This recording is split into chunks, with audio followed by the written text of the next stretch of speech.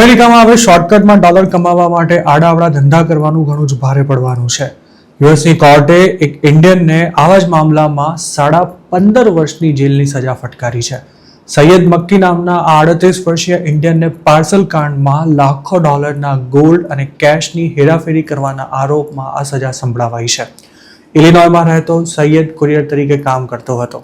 ઇન્ડિયાથી તેને કહેવામાં આવે તે અનુસાર તે અલગ અલગ લોકેશન્સ પર જઈને ઠગાઈનો ભોગ બનેલા અમેરિકન સિનિયર સિટીઝન્સ પાસેથી ગોલ્ડ અથવા કેશથી ભરેલા પાર્સલ્સ કલેક્ટ કરતો હતો. 15.5 વર્ષની જેલની સજા દરમિયાન તેને પેરોલ પણ નહીં મળે, તેમજ તેણે લોકો પાસેથી જે પૈસા પડાવ્યા છે તેની પણ ચૂકવણી કરવી પડશે, જેના માટે તેને $47,54,000 વિક્ટિમ્સને પરત આપવા માટે પણ કોર્ટે જણાવ્યું છે. પાર્સલ કાંડમાં આમ તો ઘણા ઇન્ડિયન્સ અત્યાર સુધી પકડાયા છે અને કેટલાય લાંબા સમયથી જેલમાં બંધ છે. જોકે આવા મોટાભાગના કેસમાં લગભગ 3 થી 6 વર્ષ સુધીની જેલની સજા કરવામાં આવતી હોય છે. કોઈને આવા આરોપમાં 15.5 વર્ષની સજા કરાઈ હોય તેવું જવલે જ બન્યું છે. અગાઉ 23 વર્ષના અથર્વા સોનવણે નામના એક ઇલીગલ ઇન્ડિયન ઇમિગ્રન્ટને આવા જ એક ગુનામાં 18 વર્ષની જેલની સજા સંભળાવાઈ હતી. ગુનો આચર્યા બાદ 2 વર્ષ પહેલા અરેસ્ટ થયેલા સૈયદે નવેમ્બર 2025માં પોતાના ગુનાની કબૂલાત કરી હતી.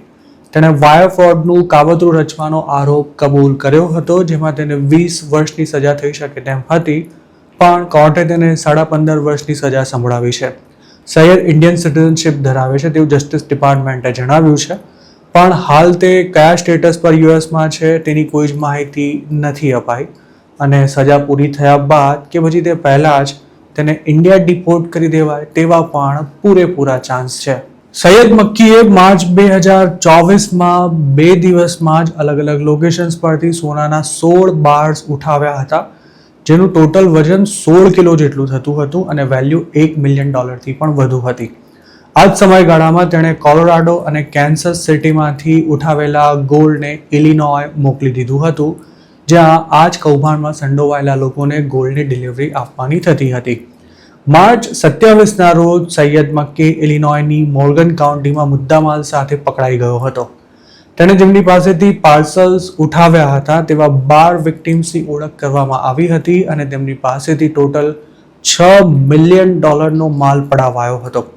આ સ્કેમમાં ઘણીવાર તો વિક્ટિમને કોઈ શંકા ના જાય તે માટે સ્કેમર્સ તેમની પાસેથી જે પાર્સલ્સ તૈયાર કરાવડાવતા હતા તેના પર મોટા અક્ષરે ડિપાર્ટમેન્ટ ઓફ જસ્ટિસ એવું પણ લખાવતા હતા, જેથી વિક્ટિમને એવું લાગતું હતું કે પાર્સલ લેવા આવનારો કોઈ સરકારી ઓફિસર છે અને પોતાના પૈસા સરકારની કસ્ટડીમાં સેફ રહેશે. પાર્સલ કાંડમાં પકડાતા લગભગ તમામ દેશીઓ સામે ચોરી અને વાયર ફ્રોડનું કાવતરું રચવાનો ચાર્જ લગાવાતો હોય છે.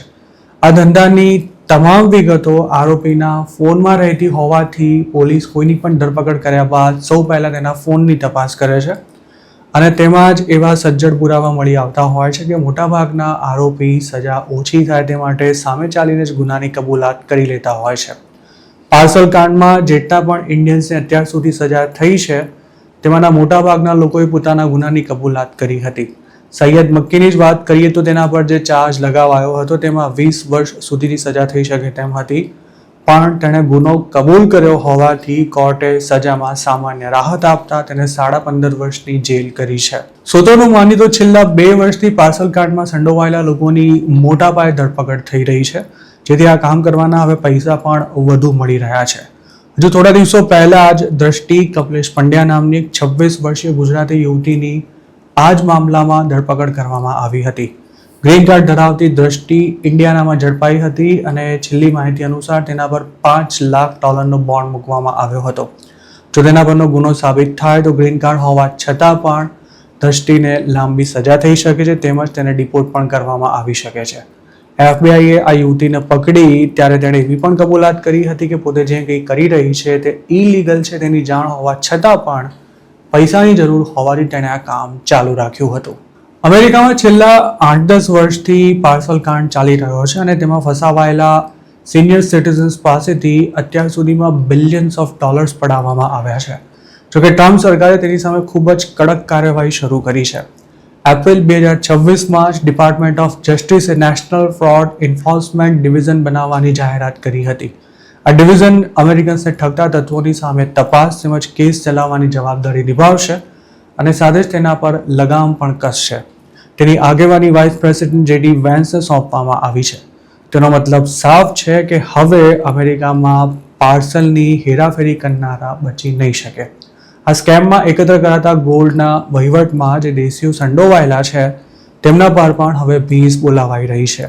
હજુ થોડા દિવસો પહેલા જ ન્યુયોર્કમાં ગુજરાતીઓના જ્વેલરી સ્ટોર પર આ જ કનેક્શનમાં રેડ પડી હતી.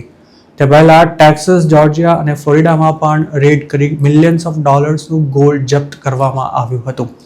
આગામી દિવસોમાં બીજા પણ ઘણા દેશીઓ સુધી આ કૌભાંડની તપાસનો રેલો પહોંચવાની શક્યતા છે.